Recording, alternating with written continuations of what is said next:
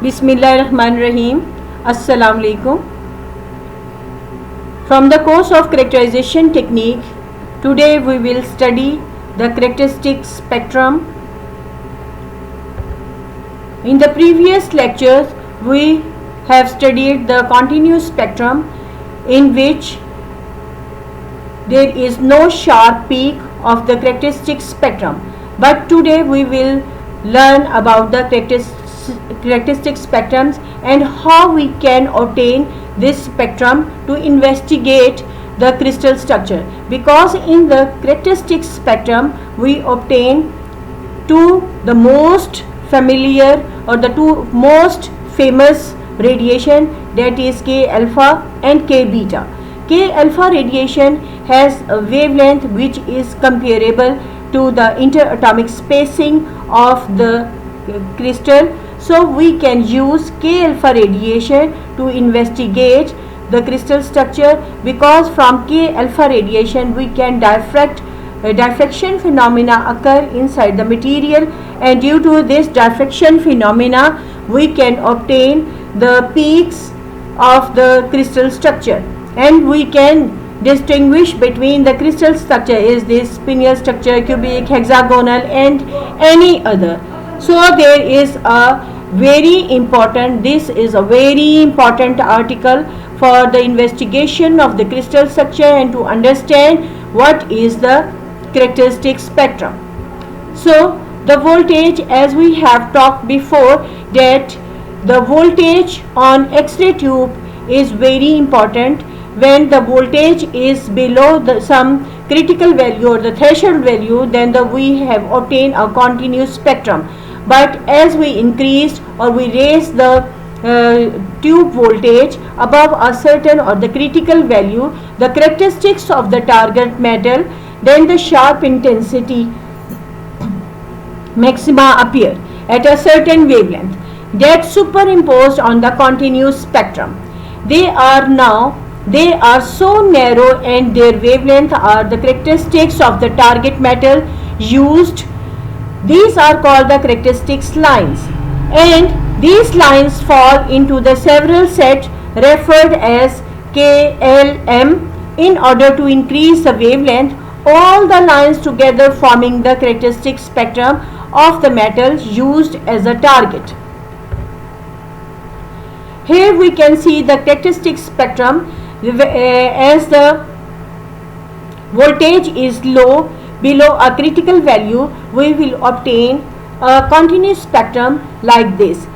Here we can see when the voltage applied voltage across the tube is 5 kilovolt, 10 kilovolt, 15 kilovolt and 20 up to 20 kilovolt, there is no sharp spike or any sharp peak obtained in this spectrum. This is a continuous spectrum, and this spectrum is not used to investigate the crystal structure.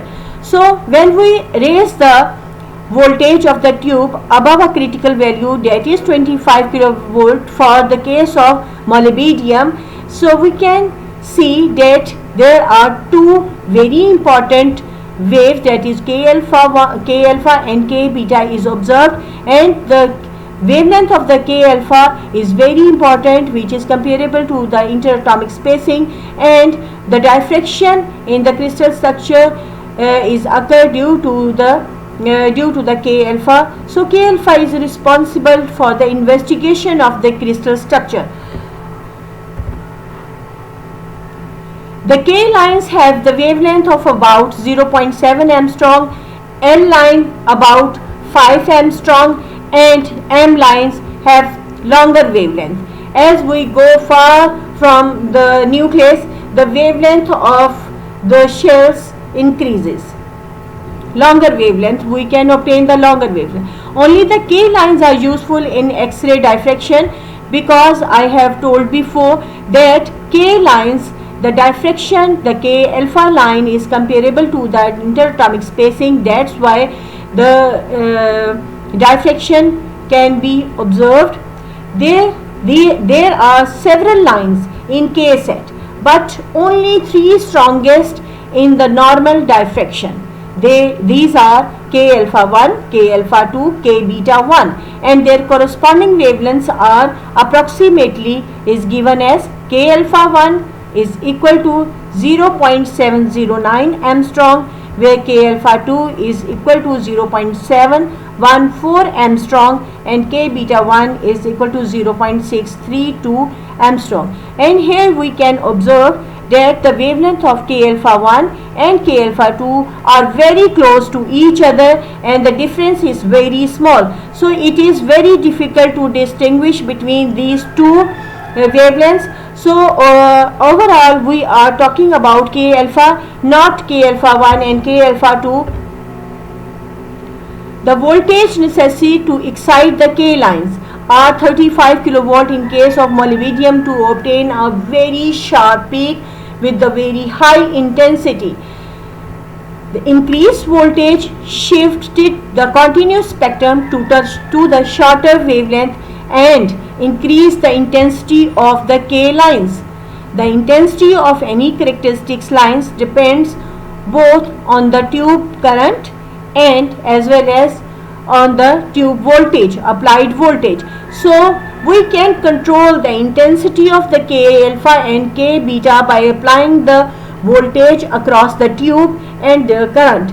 For the K lines, the intensity is given as K lines is directly proportional to the difference of the voltage, where Bi is the proportionality constant and Vk is the excitation voltage, that excitation voltage which is responsible to excite the electrons in the K shell. The K shell N is also a constant, its value varies from 1 to 20. The characteristics lines are also very narrow, most of them less than 0.001 Armstrong. So due to the existence of the strong sharp K alpha lines, the X-ray diffraction is possible. That this is very important point, that due to the existence of K alpha line or K alpha radiation, we are able to investigate the crystal structure. Now Moseley law. The characteristics X-ray lines were discovered by W.H. Braggs and systematized by the H.G. Moseley. Moseley deals with the intensity of the K alpha radiation, where Braggs deals with the diffraction of the crystal planes. The wavelength of any particular line decreases as the atomic number of the material increases. Atomic number mean that wavelength is always dependent on the atomic number from which the radiation is emitted. In particular, we can define the Moseley law as there is a linear relationship between the square root of the line frequency n and the atomic number z. So where C and S are constants.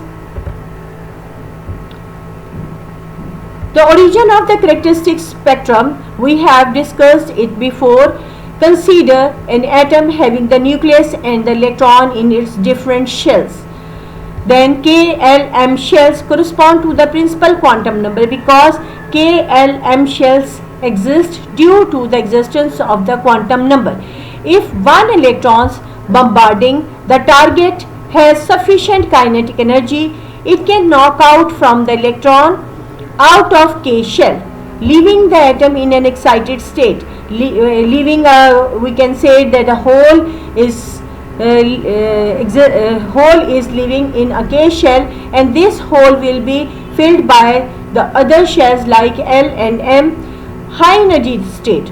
This will leave the atom at high energy state in the excited state. One of the outer electron immediately falls into the vacancy in K shell, emitting the energy in the process, and atom is again normal. We can see this phenomena from this figure, and we can see when the primary X radiation, or we can say any thermogenic emission of the electrons, or the electron having the energy, that is the sufficient energy to knock out the electron from the K shell. if it has a sufficient energy, it can knock out the electrons from the K shell and leaving the hole in the K shell. So when the hole is present here, the probability all the electrons in the other shells try to fill this vacancy. So the probability of filling the vacancy in K shell from the L shell is more because it is very near, and the probability of filling the hole in K shell from the M shell is low as compared to the M shell. So we can see here when the this vacancy is filled by the L shell, the K alpha radiation is emitted, and when this hole is occupied the electron by the M shell, the K beta radiation will be emitted, and we can see that K lines, K alpha and K beta lines result from filling a K shell vacancy by an electron from L and M shells respectively, where we can see that K alpha is stronger than K beta because the probability of filling this vacancy from the L shell is more as compared to the M shell. That's why the intensity of K alpha is more. For example, K radiations cannot be excited unless the tube voltage is such that bombarding the electrons have enough energy to knock an electron out of K shell of the target atom. And in this diagrams we can see that when this electron has a sufficient energy, this electron, the outermost electron, have a sufficient energy, then the electrons from the K shell will be knocked out from the shell and leaving a vacancy behind this. If Wk is the work required to remove an electron, then we can write this equation that the kinetic energy of the K electron is equal to half mv square, that is equal to the work function or the work required to remove the electron from the K shell. So this is the critical excitation voltage. Critical excitation voltage of the tube is very necessary to obtain the K alpha and K beta radiation. Without this critical voltage we cannot obtain this wavelength, K alpha wavelength, which is used to investigate the crystal structure in X-ray diffractometer machine. So the excitation voltage, the critical excitation voltage is very important in this case, and we can see that the energy of the electron should be half mv square, that is equal to the work required to remove an electron from the K shell. Thank you very much for your attention.